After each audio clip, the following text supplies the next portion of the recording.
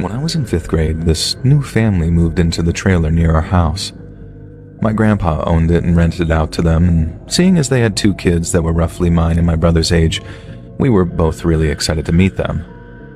There was Jessica, who was my age, and her little brother Jack, who was 9, same as my brother, and they seemed okay at first. Jessica was friendly and we got along fine. Jack was a different story altogether though, but I'll get to that later. Their dad was a very strange guy.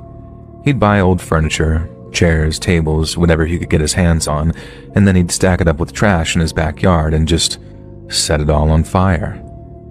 And it happened so often that I stopped noticing the smell of smoke, and when they finally moved out, they left behind a pile of charred junk, blackened wood, and just twisted metal frames. And their trailer was a mess too, with oil stains smeared across the floors and walls. One time I went inside to find Jessica. Her dad was there, shirtless, sitting in a stained chair with a beer in his hand, and he just looks up at me and his eyes are hard and cold, and I froze. I didn't say anything, I just turned around, walked out, and never went back. And before things went bad, the 4 of us, me, Jessica, Jack, and my brother, used to ride our bikes together.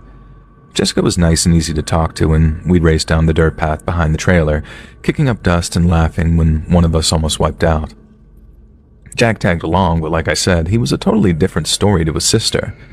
He'd show up to our house half-dressed, no shirt, sometimes no shoes, and snot was always smeared across his face, and he'd wipe it with his arm like it didn't bother him. My mom caught him peeing in her flower bed more than once, and she'd yell at him, but he'd just sort of grin and run off. And one time he grabbed the tassels on my bike and yanked them as I was riding, which almost caused me to fall off. I was mad, but we just kept letting him hang around. He was Jessica's brother and she was our friend, but then there was the time with the bow and arrow. I didn't even know Jack had it until he showed up at our house carrying it.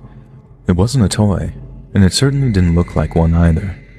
His dad hunted deer with it for real, and I guess he'd been showing Jack how to use it, which is how he'd found out where it was kept. We were in the yard messing around when Jack pulled the string back and aimed it right at my brother's head. The arrow was knocked, the tip sharp enough to kill. My little brother didn't move. He just stood there, with his eyes wide. I screamed at Jack to stop, and he laughed like it was some game. He didn't shoot, but he didn't lower it right away either. My mom came running out and saw what was happening and just lost it.